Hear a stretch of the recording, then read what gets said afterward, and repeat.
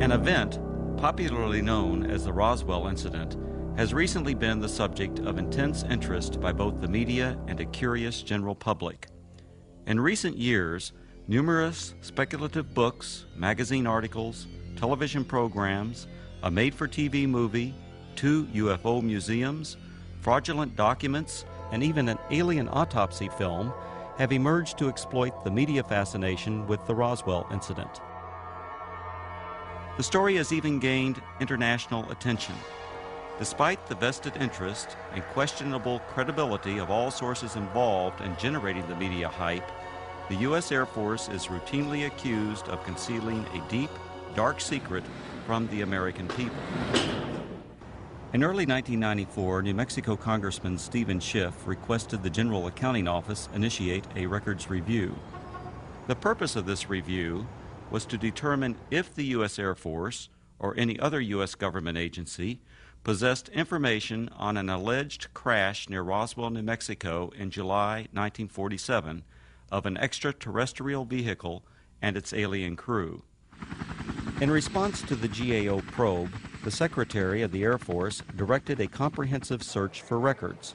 The objective of this search was to tell the Congress and the American people what the Air Force knew about the 1947 Roswell claims. If the information was still classified, it was to be declassified. If active or former Air Force officials had signed non-disclosure agreements, they were to be released from these agreements. The resulting 800-page report was completed in July 1994. The report concluded that the predecessor to the U.S. Air Force, the U.S. Army Air Forces, did recover material near Roswell in July 1947.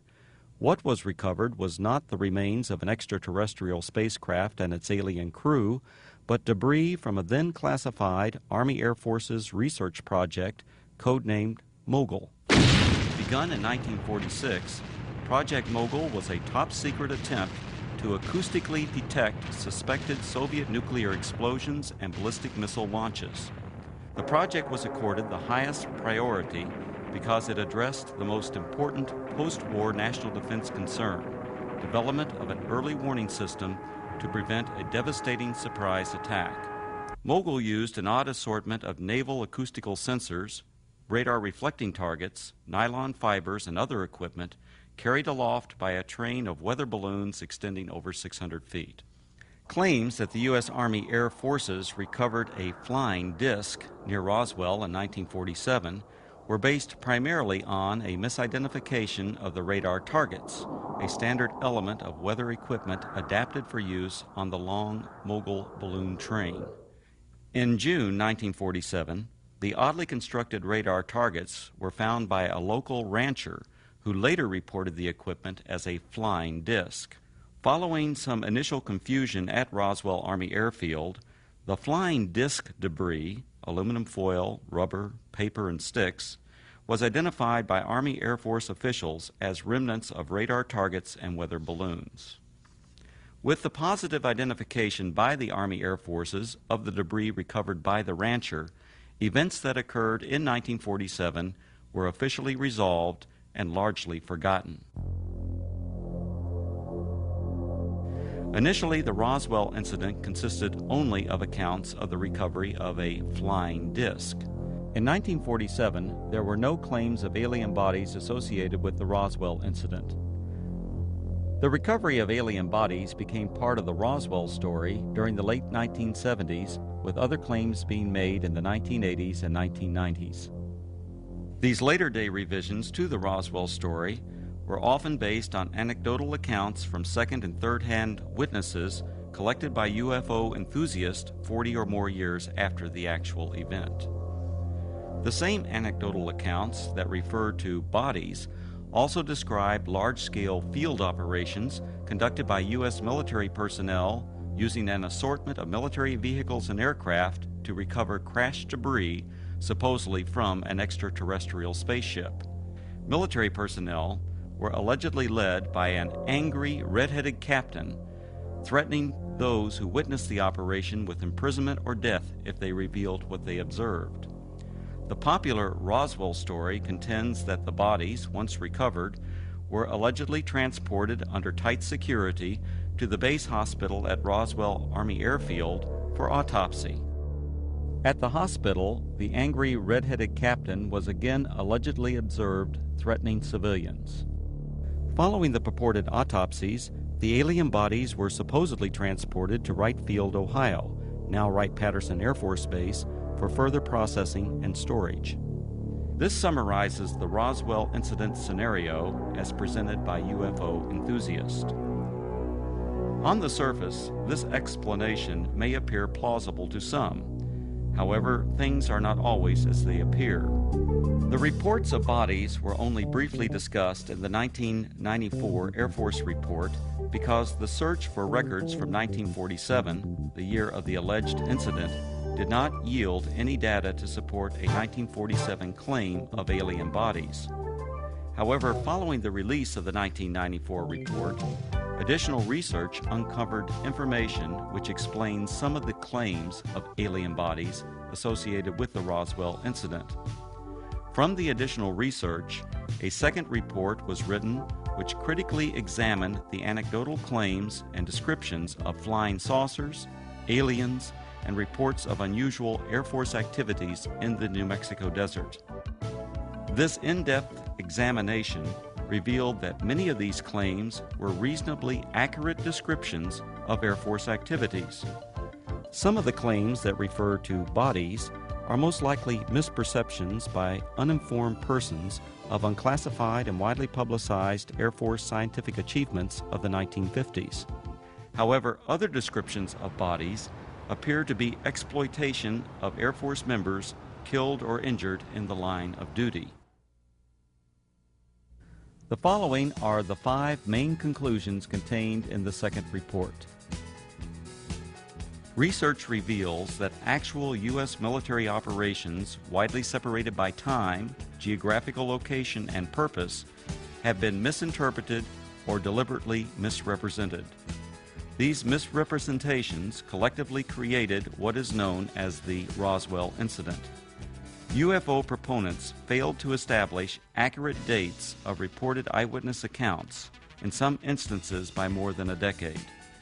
In addition, they erroneously linked all these accounts to the actual 1947 recovery of Project Mogul equipment.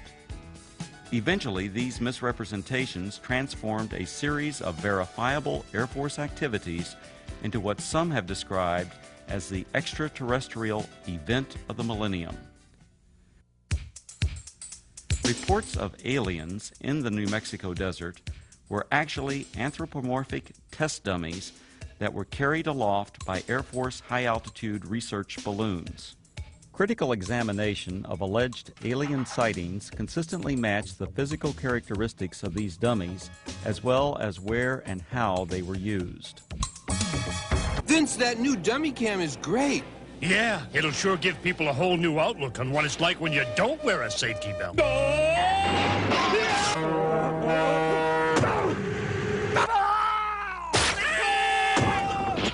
I think they'll get the picture. You could learn a lot from a dummy. Buckle your safety belt. Anthropomorphic dummies, also known as crash test dummies, are today easily identifiable and are even stars of their own successful auto safety advertising campaign. However, during the 1950s, public awareness was still decades away for these important scientific tools. From 1953 to 1959, anthropomorphic dummies were used by the U.S. Air Force Aeromedical Laboratory and Projects High Dive and Excelsior. The project's main objective was to study methods for returning a pilot or astronaut safely to Earth by parachute if forced to eject at extremely high altitudes. For these tests, dummies were transported up to 98,000 feet by high-altitude balloons.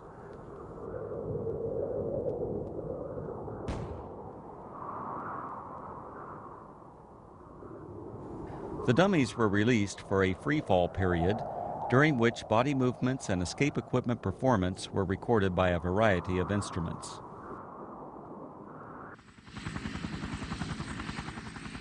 Many of the dummies landed outside the confines of military reservations and were regularly observed by local civilians. Following a series of dummy tests, a human subject, Air Force test pilot Captain Joseph W. Kittinger Jr., now a retired colonel, made 3 bailouts from high-altitude balloons.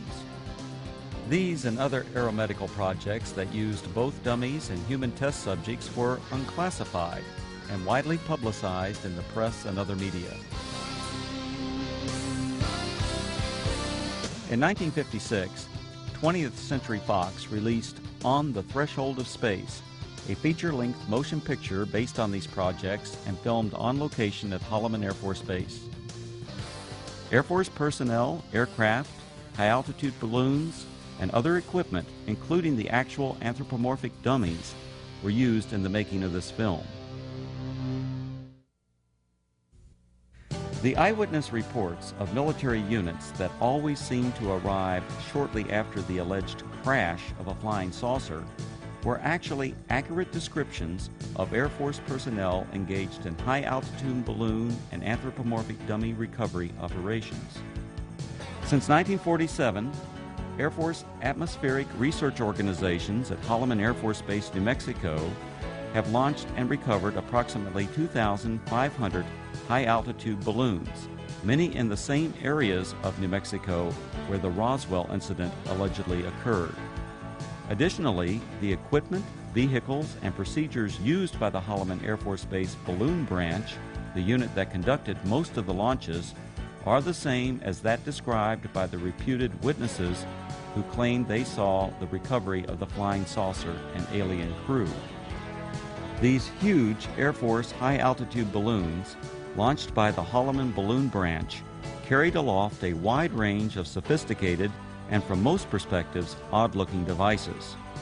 Much of this equipment was experimental and represented, for that era, the latest in space-age technologies. Payloads ranged from simple radio transmitters to sophisticated satellite components and NASA space probes. In fact, qualification trials for the NASA Voyager Mars and Viking space probes were flown by Air Force high-altitude balloons during the late 1960s and early 1970s. Ironically, these balloons were launched from the former Roswell Army Airfield, site of the originally alleged 1947 incident, and recovered on the White Sands Missile Range over 100 miles to the west.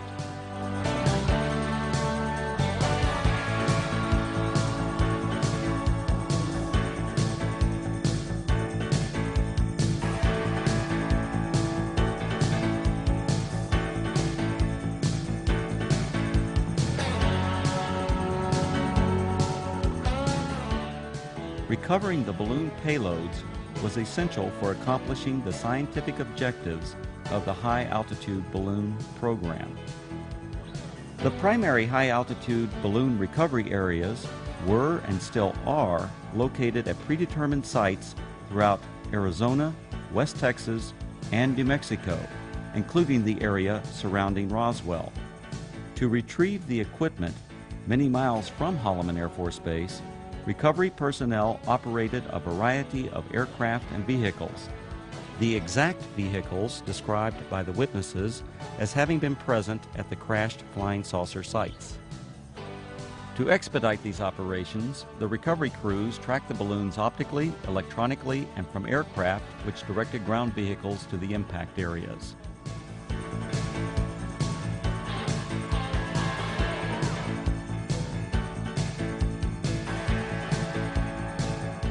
In several of the Roswell accounts, unsubstantiated allegations asserted that military personnel who retrieved equipment from rural areas of New Mexico intimidated and threatened civilians on the scene. On the contrary, Balloon Branch personnel enjoyed good relations with the local community and often solicited their assistance following a balloon or payload landing. In the course of their activities, recovery personnel rented or borrowed tractors, bulldozers, snowmobiles, and even pack mules from local residents. The payloads, parachutes, balloons, and circling chase aircraft often draw crowds of curious onlookers from the local community. In fact, so many civilians are often present at balloon or payload landing sites, the scenes were once described by balloon branch personnel as being like the circus coming to town. Here's what it looked like this afternoon, floating from east to west over town. It was way up there, all right, some 25 miles over our heads, the Air Force later told me.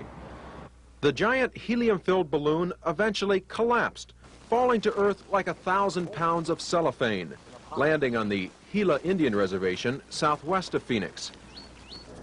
A short while later, we spotted this, a large parachute, perhaps 100 feet across. Dangling beneath it was some sort of a silver box that made a rather hard landing. This is what had been attached to that balloon, we would later find out. There were no markings on it, no way at all of telling what it was. Then the Air Force pulled up. Excuse me, we don't mean to be too nosy, but about 1 million people in Phoenix are dying to know. What is it? What is it? Yeah.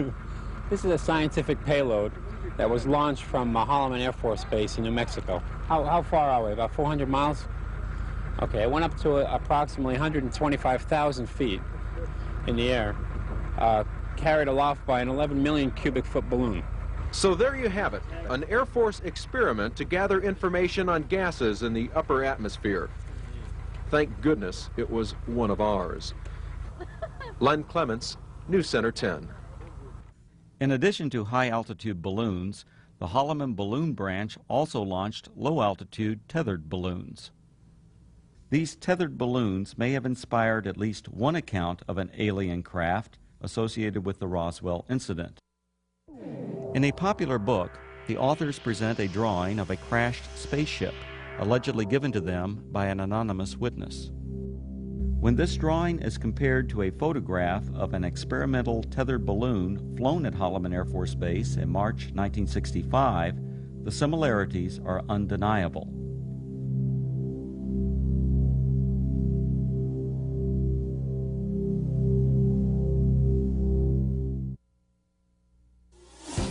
The red-headed captain was probably Captain Joseph W. Kittinger, Jr.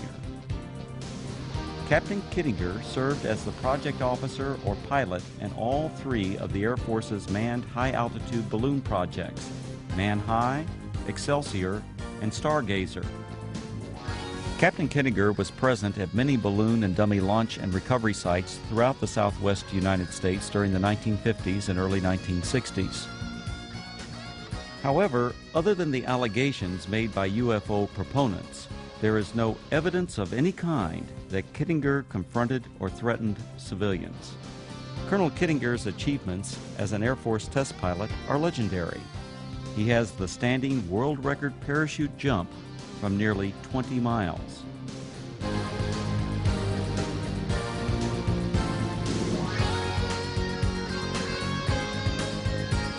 Later, he went on to serve 3 combat tours in Southeast Asia and is credited with an aerial victory while engaged in combat over North Vietnam.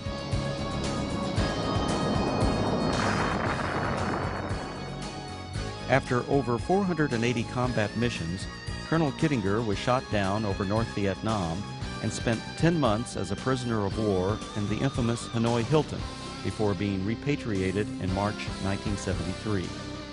Colonel Kittinger made history again after retiring from the Air Force. In 1984, he accomplished the first solo crossing of the Atlantic by balloon. The final and most disturbing conclusion of the second Roswell report is the apparent exploitation of Air Force members killed or injured in the line of duty to perpetuate the alleged sightings of alien bodies. Claims of bodies at the Roswell Army Airfield Hospital were likely a combination of several aircraft accidents and an unusual manned balloon mishap. One aircraft accident occurred on June 26, 1956.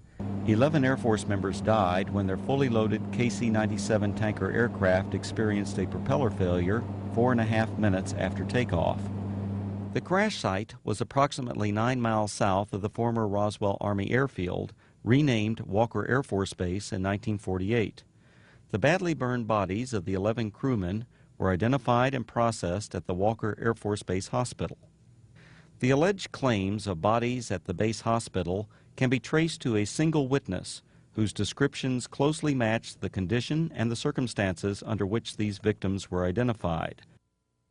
Furthermore, claims of bodies attributed to specific Air Force personnel are unsubstantiated. Some of these individuals were not even present at Roswell Army Airfield in July 1947. The balloon mishap occurred during a low-level training mission for backup pilots in the Project Excelsior high-altitude manned balloon program. This unusual accident occurred approximately 10 miles northwest of Walker Air Force Base on May 21, 1959. One of the 3 crewmen, Captain Dan D. Fulgham, now a retired colonel, was injured during landing. Following the mishap, Captain Fulgham and the other balloon crew members were transported to the Walker Air Force Base Hospital via a chase helicopter that followed the training mission for emergency purposes. Upon arrival at the highly secure Strategic Air Command base, the balloon crew was met by armed Air Force security personnel who remained with the crew until their identities were confirmed. As the Excelsior project officer and instructor pilot for this mission, the red-headed Captain Kittinger accompanied the balloon crew to the hospital. At the Walker Air Force Base Hospital, Kittinger and Fulgham were apparently observed by individuals who later related this unusual incident. Elements of this actual event now appear to be part of the Roswell story. Captain Fulgham was treated for an injury that caused his head to swell beyond its normal size.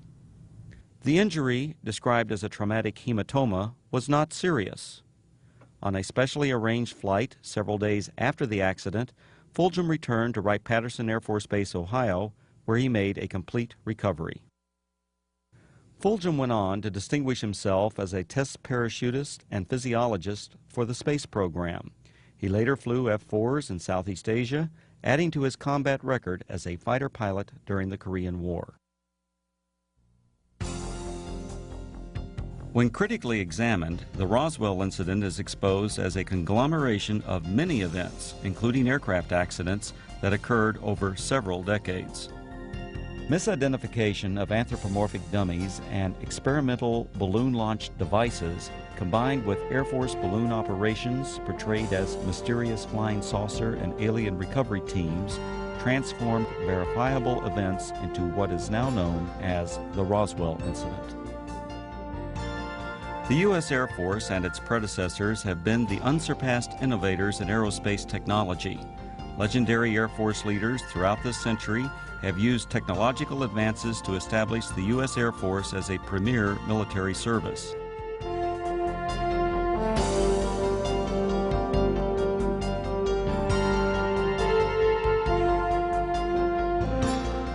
The facts presented in the reports examining the so-called Roswell incident did not reveal it to be a dark secret or government cover-up as persons unacquainted with Air Force technologies proclaim.